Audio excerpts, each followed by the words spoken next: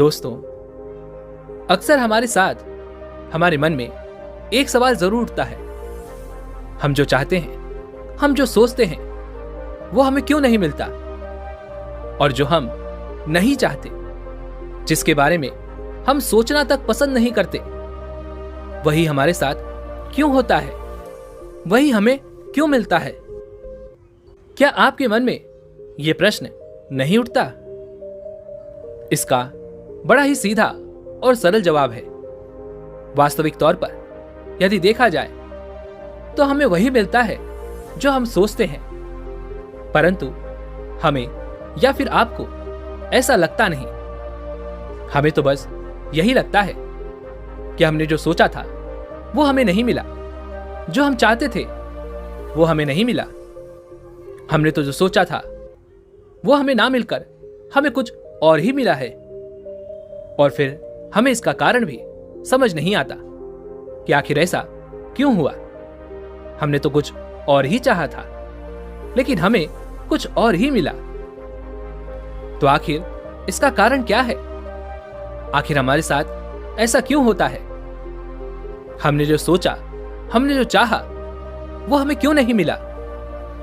इसे और अच्छे से समझाने के लिए आज की जो कहानी मैं आपके लिए लेकर आया हूं, इस कहानी के माध्यम से आप यह समझ पाएंगे कि आखिर हमारे साथ ऐसा क्यों होता है और हमें बार बार उन्हीं चीजों का सामना क्यों करना पड़ता है जो हम नहीं चाहते, जिनके बारे में हम सोचना तक पसंद नहीं करते। तो इस कहानी को अंत तक जरूर देखिएगा, क्योंकि यदि आप इस कहानी को अंत तक नहीं देखेंगे तो आपको यह समझ नहीं आएगा कि आखिर आपके साथ ऐसा क्यों होता है। बहुत समय पहले की बात है। एक नगरी में एक गुरु प्रवचन दे रहे थे और वह कह रहे थे कि जैसा भी हम सोचते हैं, जो भी हम चाहते हैं, हमें वही मिलता है। हम जैसा सोचते हैं हम वैसा ही बनते चले जाते हैं और हमें वही मिलता भी है। उन गुरु का यह प्रवचन सुनने वहां पर एक नौजवान युवक भी आया हुआ था। जब उसने यह बात सुनी तो उसके मन में यह बात बैठ गई और वह यह सोचने लगा कि यदि सोचने से सब कुछ प्राप्त हो सकता है तो मैं मेहनत क्यों करूं? अब वह युवक आकर्षण के नियम पर काम करने लगा और जैसा कि कहा जाता है कि जैसा आप सोचेंगे, जिस बारे में आप सोचेंगे, वैसा ही आप बनते चले जाएंगे और वही आपको मिलेगा। अब से वह युवक दिन रात केवल एक ही चीज के बारे में सोचा करता था कि उसे मार्ग में अपार धन प्राप्त हो जाए। वह उस धन से अपने लिए एक बड़ा सा महल बनवाएगा, एक सुंदर युवती से शादी करेगा। पूरे नगर में उसकी मान प्रतिष्ठा फैल जाएगी, लोग उसकी इज्जत करेंगे, उसका सम्मान करेंगे और घर वाले भी उसकी हर एक बात मानेंगे। वह हमेशा केवल इसी चीज को लेकर सोचा करता और इन्हीं ख्यालों में खोया रहता। वह हर रोज सुबह से लेकर शाम तक केवल यही सब सोचा करता। ऐसे करते करते एक सप्ताह बीत गया, सप्ताह के बाद महीना, महीने के बाद कुछ और महीने, और ऐसे ही पूरे एक वर्ष बीत गए। लेकिन अब तक उसे कोई भी धन प्राप्त नहीं हुआ था। कोई भी खोया हुआ धन उसे नहीं मिला था। वह जब भी जहां कहीं भी जाता, रास्ते पर अपनी नजर टिकाए रहता कि कहीं यहां पर तो वो गड़ा हुआ धन नहीं है, कि कहीं वहां पर तो वो धन नहीं रखा हुआ। वो हमेशा सड़कों पर बहुत ध्यानपूर्वक चलता ताकि कहीं धन से उसकी नजर ना छूट जाए।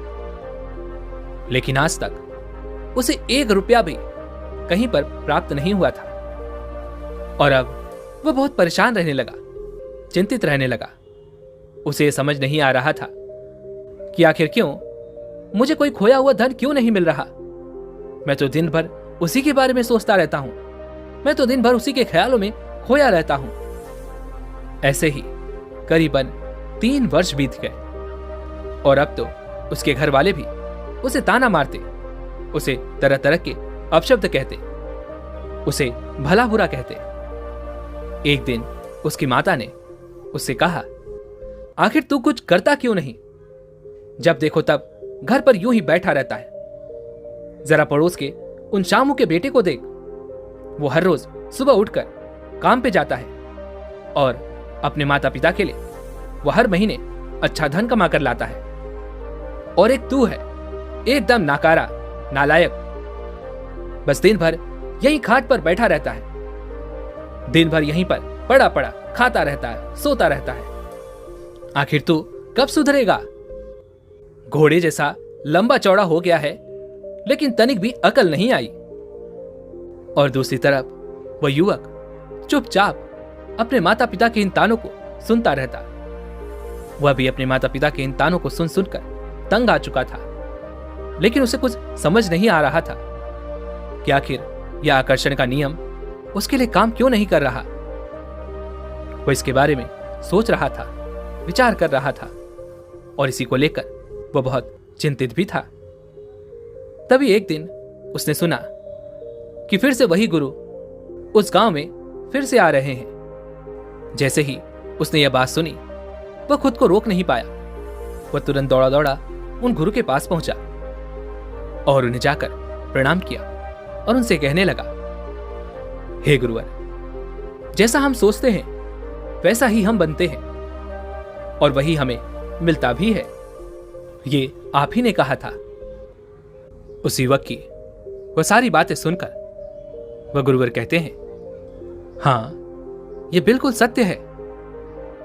हम जैसा सोचते हैं वैसा ही हम बनते चले जाते हैं और वही हमें मिलता भी है। तभी वह युवक उन गुरु से जोर से चिल्लाकर कहता है, किंतु गुरुवर, अगर यह बात सत्य है तो आखिर 3 वर्षों से जो मैं सोच रहा हूं, जिसके बारे में मैं ख्वाब देख रहा हूं, जिस सोच में मैं हमेशा डूबा हुआ हूं, वह मुझे क्यों नहीं मिल रहा? मैं वैसा क्यों नहीं बन रहा? तभी वह गुरुवर उस व्यक्ति से पूछते हैं, भंते, क्या बात है? तुम क्या सोच रहे थे? तभी वह युवक कहता है, हे गुरुवर, मैं 3 वर्षों से केवल एक ही बात सोच रहा हूं कि मुझे कहीं पर खोया हुआ धन प्राप्त हो जाए, जिससे मैं अपने लिए एक बड़ा सा महल बनवाऊंगा, एक सुंदर युवती से शादी करूंगा और पूरे समाज में मेरी मान प्रतिष्ठा भी बढ़ जाएगी। लोग मेरी इज्जत करेंगे, मेरा सम्मान करेंगे और मुझे हर समय पूछा जाएगा। मैं बस इतना ही तो चाहता हूं, और आखिर मैंने ऐसा क्या मांग लिया और ऐसा मैंने आखिर क्या सोच लिया जो मुझे नहीं मिल रहा? तभी वह गुरुवर जोर से हंस पड़े और उस युवक से कहते हैं, भंते, जैसा हम सोचते हैं वैसा हमें मिलता नहीं है। वह युवक यह सुनकर थोड़ा सा अचंभित हो गया। वह थोड़ा सा आश्चर्यचकित रह गया। वह उन गुरुवर से कहता है, परंतु गुरुवर, अभी अभी तो आपने कहा था कि हम जैसा सोचते हैं वैसा ही हम बनते चले जाते हैं और वही हमें मिलता भी है। तभी वह गुरुवर उस युवक से कहते हैं, भंते, मैं तो यह अभी भी कह रहा हूं कि जैसी हमारे सोच होती है, जैसे हमारे विचार होते हैं, हम वैसे ही बनते चले जाते हैं और वही हमें मिलता भी है। उन गुरु की यह बात सुनकर वह युवक एक बार फिर से अचंभित रह गया। उसे उन गुरु की बात समझ नहीं आ रही थी। उसने उन गुरु से कहा, हे गुरुवर, आखिर आप कहना क्या चाहते हैं? मुझे आपकी बात समझ नहीं आ रही। कृपया साफ और स्पष्ट तौर पर मुझे समझाने की कृपा करें। तभी वह गुरुवर उस व्यक्ति से कहते हैं, भंते, हमारी सोच और हमारे सोचने में अंतर होता है। सोच हमारे मन के भीतर चलती है और उसी से हमारे मन में तरह तरह के विचार उत्पन्न होते हैं, तरह तरह की सोच उत्पन्न होती है और उन्हीं विचारों के आधार पर हम कर्म करते हैं और फिर वही कर्म हमें वो दिलाते हैं जो हम चाहते हैं, जो हम बनना चाहते हैं। किंतु यदि हम सोचने की बात करें तो यह हमारे मन के ऊपरी हिस्से पर होता है, अर्थात हम केवल सोचते हैं, यह हमारे मन के ऊपर ऊपर ही रहता है। और इस प्रकार तो हम दिन भर में कई सारे विचार सोचते हैं, कई तरह की बातें सोचते हैं, लेकिन इसका अंतर्मन से कोई संबंध नहीं होता। इसका संबंध तो हमारे आसपास हो रही घटनाओं से होता है। हमारे आसपास क्या चल रहा है, कौन क्या कह रहा है, कैसा मौसम है, कैसे लोग हैं, कैसा वातावरण है। हम ऊपर ऊपर तौर पर केवल यही सब सोचते रहते हैं, और यह सोच वर्तमान की स्थिति पर निर्भर होता है। और हमारी यह सोच हमेशा बदलती रहती है, यह स्थायी या स्थिर नहीं होती। इसी प्रकार हम दिन भर तरह तरह के विचार सोचते रहते हैं, और हमारा ध्यान तरह तरह की सोच पर लगा रहता है, लेकिन हमारे अंतर मन में क्या चल रहा है, इसके बारे में हमें तनिक भी खबर नहीं होती। और जो हमारे अंतर मन में चल रहा होता है वही हमें मिलता है, और हम वैसे ही बनते चले जाते हैं। इतना सुनकर वह युवक सर पकड़कर बैठ गया। तभी वह गुरु उस युवक से कहते हैं, भंते क्या बात है?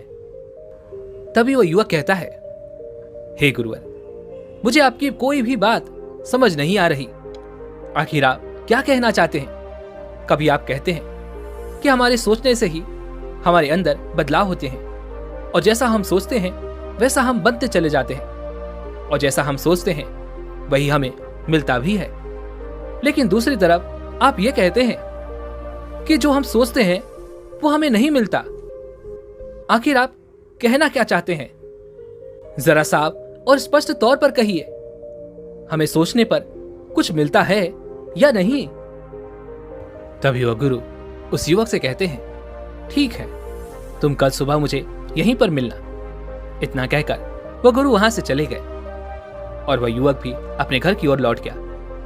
उस युवक के मन में अब भी यही बात चल रही थी कि आखिर वह गुरु कहना क्या चाहते हैं।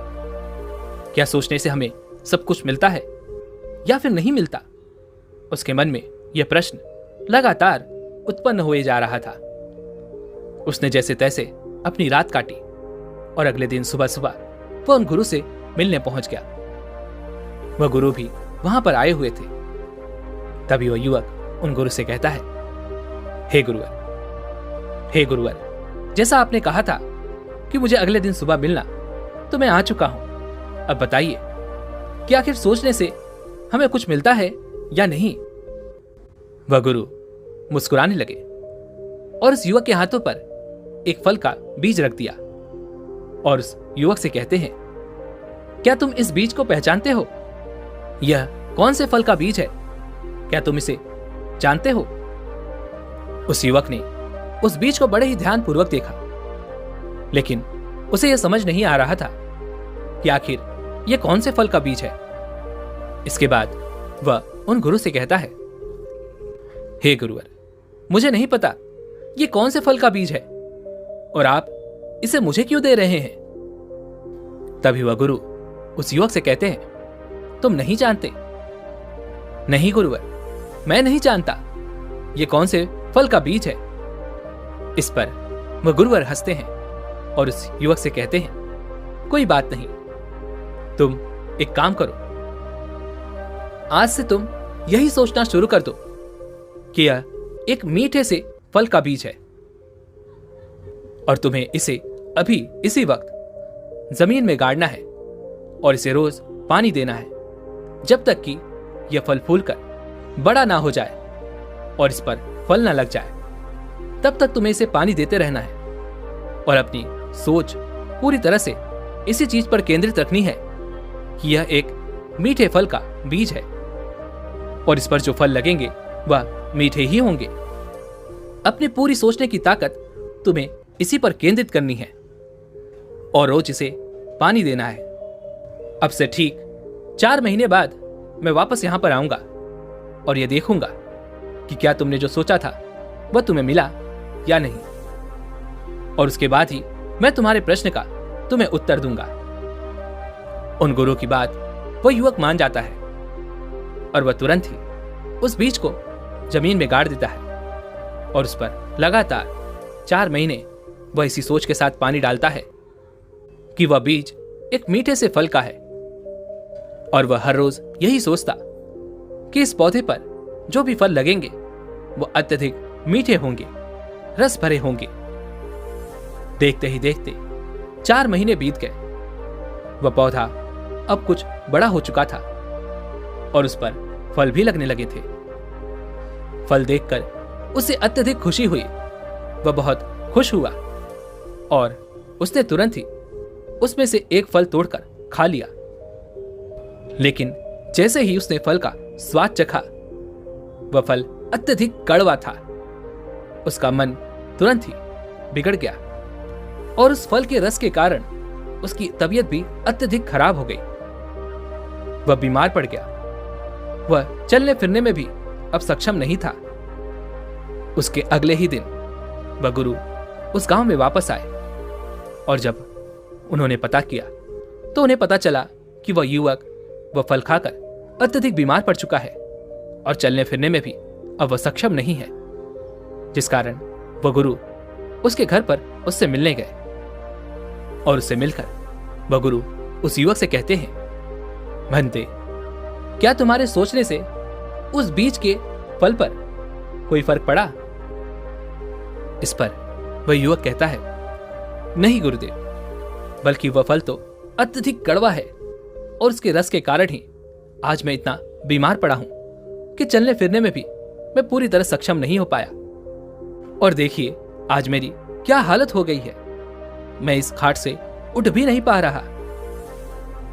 तभी वह गुरुवर उस युवक को एक जड़ी बूटी देते हैं, जिसे खाकर केवल कुछ ही पलों में वह युवक पूरी तरह से स्वस्थ हो जाता है, हिलने डुलने लगता है और खुद ही अपने पैरों पर खड़ा हो जाता है। तभी आगे वह गुरुवर उस व्यक्ति से कहते हैं, ठीक इसी प्रकार जैसे हम भीतर से होते हैं वैसे ही हम बनते हैं और वैसा ही हमें मिलता भी है। जिस प्रकार वह फल का बीज केवल सोचने से मीठा नहीं हो पाया, लेकिन उस बीज और हम में बहुत फर्क है। हम चाहें तो भीतर से बदल सकते हैं। हम चाहें तो भीतर से कड़वे के बजाय मीठे बन सकते हैं, किंतु सब कुछ हमारे भीतर से होना चाहिए, ऊपर से नहीं। यदि तुम हमेशा ऊपर से ही सोचते रहोगे तो तुम्हें कुछ भी हासिल नहीं होगा। इसलिए तुम्हें अपने भीतर से सोचना होगा, अपने भीतर से अपने आप को परिवर्तित करना होगा। उसके बाद जैसे तुम सोचोगे उसी प्रकार तुम बनोगे, और जैसा तुम बनोगे उसी प्रकार तुम्हें सब कुछ प्राप्त भी होगा। तभी वह युवक उन गुरु से कहता है, किंतु हे गुरुवर, हम भीतर से अपने आप को कैसे परिवर्तित कर सकते हैं ताकि जो कुछ मैं चाहता हूं वो मुझे सब कुछ प्राप्त हो सके, जिसके भी मैं ख्वाब देखता हूं वो सब मैं पूरा कर सकूं। मुझे कोई उपाय बताइए, मुझे कोई रास्ता दिखाइए। तभी वह गुरु उस युवक का हाथ पकड़कर उसे दूसरे स्थान पर ले गए। वहां पर एक लोहे की चादर पड़ी हुई थी। उसे देखकर वह गुरु उस युवक से कहते हैं, इस लोहे की चादर पर अपना नाम लिखो। युवक बड़ा प्रसन्न हुआ। उसने पास ही में पड़ा हुआ एक छोटा सा कोयला उठाया और उसने तुरंत ही उस लोहे की चादर पर अपना नाम लिख दिया। गुरु ने पास ही में पड़े हुए कुएं से थोड़ा सा पानी निकाला और उस लोहे की चादर पर पानी फेंक कर उस नाम को मिटा दिया। और फिर उस युवक से कहते हैं, भंते, तुम्हारा नाम कहां गया? तुम्हारा नाम तो यहां कहीं भी लिखा हुआ नजर नहीं आता। तभी आगे वह गुरुवर उस युवक से कहते हैं, भंते, इस लोहे की चादर पर कुछ इस प्रकार नाम लिखो कि मैं चाहकर भी उसे मिटा ना पाऊं। तभी वह युवक कुछ सोच विचार कर उसने पास ही में पड़ा हुआ एक ऐसा पदार्थ उठाया और उससे अपना नाम उस लोहे की चादर पर लिख दिया। उसे धोया नहीं जा सकता था, लेकिन वह गुरुवर अत्यधिक बुद्धिमान थे। उन्होंने तुरंत ही एक कपड़ा उठाया और उसे घसकर साफ कर दिया और फिर उस युवक से कहते हैं, भंते, तुम्हारा नाम तो मिट गया। तुम्हारा नाम इस पर कहीं नजर नहीं आ रहा। अब उस युवक को यह समझ नहीं आ रहा था कि वो अपना नाम उस लोहे की चादर पर कैसे लिखे जिसे ना तो मिटाया जा सके और ना ही धोया जा सके। तभी उस युवक को एक युक्ति सूझी। तब उस युवक ने पास में पड़ा हुआ एक छोटा सा चट्टान का टुकड़ा उठाया और उसने घस घस कर उस लोहे की चादर पर अपना नाम लिख दिया। लेकिन वह नाम बहुत छोटे अक्षरों में लिखा गया था। तभी वह गुरुवर उस व्यक्ति से कहते हैं कि चलो देखते हैं यह नाम कितनी दूर से दिखाई पड़ता है। लेकिन जैसे ही उन्होंने 2 कदम आगे बढ़ाया, उसके बाद वह नाम दिखाई पड़ना बंद हो गया। तभी वह गुरुवर कहते हैं, इस नाम को इतना बड़ा लिखो कि वह दूर से भी नजर आए। यह सुनते ही वह युवक कांप गया। वह यह सोचने लगा कि भला इतना बड़ा नाम मैं कैसे लिख पाऊंगा। इसमें तो बहुत मेहनत लगेगी, इसमें बहुत समय भी लगेगा और पता नहीं मैं इस काम को पूरा कर भी पाऊंगा या नहीं। और इस काम के दौरान हो सकता है कि मुझे कहीं चोट भी लग जाए। तभी वह गुरु उस युवक से कहते हैं, यदि तुम इस कार्य को पूरा कर सके तब मैं यह समझ जाऊंगा कि तुम अपने अंतर से, अपने भीतर से अपने आप को बदलने के लिए पूरी तरह से तैयार हो और जो कुछ भी तुम चाहते हो वह तुम अवश्य ही पा सकोगे। तभी आगे वह गुरुवर उस युवक से कहते हैं, चलो काम शुरू करो और ठीक 15 दिनों बाद मैं वापस लौटूंगा और मैं देखूंगा क्या तुमने अपने काम को सही ढंग से पूरा किया है या नहीं। इतना कहकर वह गुरुवर वहां से चले गए और वह युवक इस सोच में पड़ गया कि आखिर मैं इस कार्य को कैसे पूरा करूं। तभी उसने पास ही में एक छीनी और हथौड़ी देखी। उसने उसे तुरंत उठा लिया और उसने उस लोहे की चादर पर अपना नाम लिखना शुरू किया। धीरे धीरे उसने उस लोहे की चादर को काटना शुरू किया और लगातार 12 दिनों की मेहनत के बाद लोहे की चादर पर अपना नाम लिख ही दिया। लेकिन इस दौरान उसे कई दफा चोटिल भी होना पड़ा। कई बार उसके मन में यह तक ख्याल आया था कि मैं क्या यह व्यर्थ का काम कर रहा हूं। यदि यही कार्य मैंने किसी और के लिए किया होता तो इसके बदले मुझे धन भी मिला होता और मेरे माता पिता भी खुश होते। मैं व्यर्थ में ही यहां पर मेहनत कर रहा हूं जिसका मुझे कोई लाभ नहीं।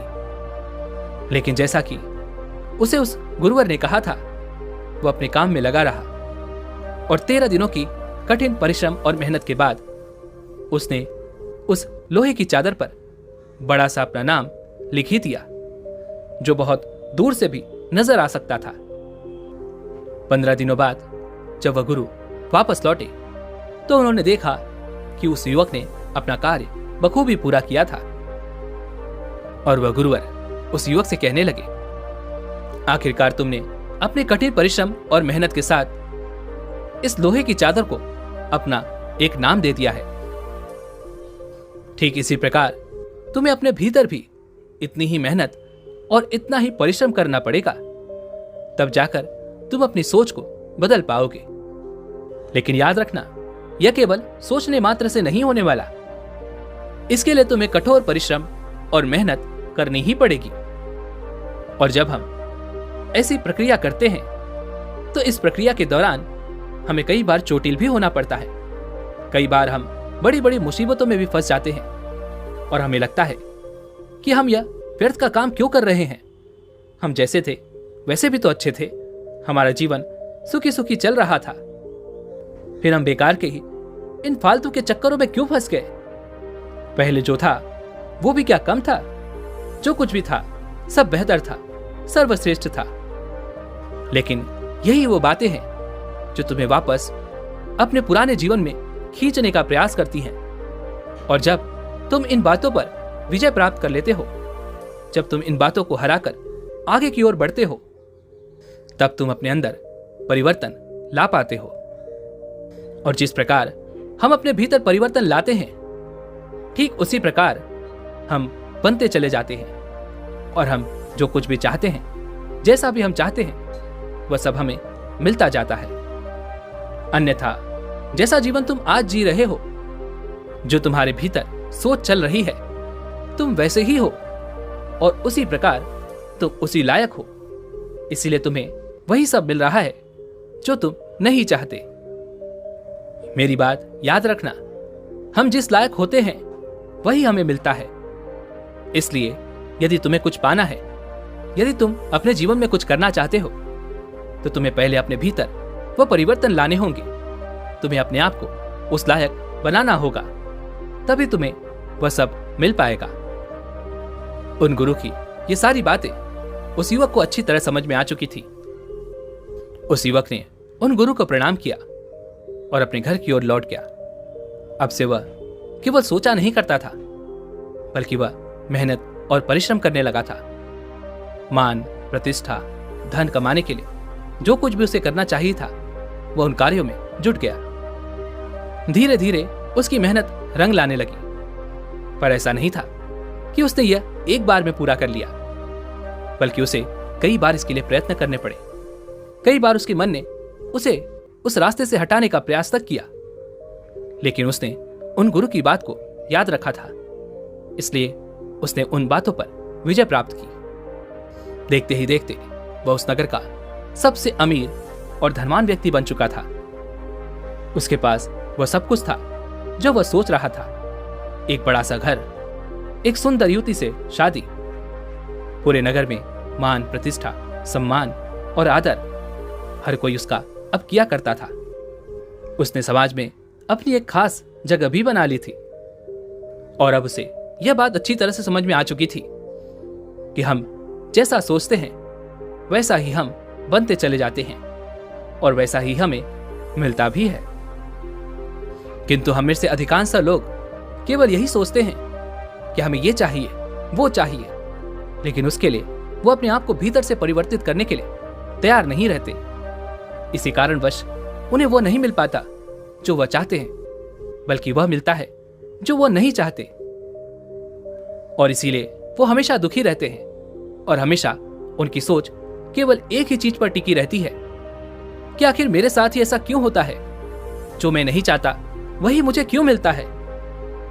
और यही वजह है कि कुछ लोग अपने जीवन में बहुत आगे बढ़ जाते हैं और कुछ लोग वहीं के वहीं रह जाते हैं, क्योंकि जो लोग अपनी सोच को आगे बढ़ा पाते हैं वही लोग आगे बढ़ते हैं, और जो लोग अपने जीवन में मस्त रहते हैं, जिन्हें अपने जीवन से कोई और उम्मीद नहीं होती, वे लोग अपने जीवन में कभी आगे नहीं बढ़ पाते, क्योंकि वो लोग अंदर से आलसी होते हैं। और ऐसे लोग कितना भी धन के बारे में सोच लें, लेकिन उन्हें तो भीतर से आलस की सोच ने घेर रखा है, इसलिए उन्हें केवल आलस ही प्राप्त होगा, ना कि धन। इसलिए यदि आप भी अपने जीवन में कुछ बड़ा हासिल करना चाहते हैं, कुछ पाना चाहते हैं, कुछ कर दिखाना चाहते हैं, तो अपने भीतर से अपने आप को परिवर्तित कीजिए। जब आपकी भीतर की सोच बदलेगी, तभी आप बदलना शुरू होंगे, और जैसे जैसे आप बदलते जाएंगे, वैसा वैसा आपको मिलता भी चला जाएगा। जिस प्रकार आप योग्य होते जाएंगे, उसी प्रकार आपका जीवन बदलता जाएगा। दोस्तों, उम्मीद है कि आपने आज की इस वीडियो से जरूर कुछ न कुछ सीखा होगा। तो इस वीडियो को लाइक और अपने दोस्तों के साथ शेयर करना ना भूलें, और हमें ऐसे ही सपोर्ट करने के लिए चैनल को सब्सक्राइब और घंटी बटन को भी जरूर दबा दें। तो फिर चलिए मिलते हैं ऐसे एक और वीडियो में, तब तक के लिए अपना ख्याल रखें। धन्यवाद।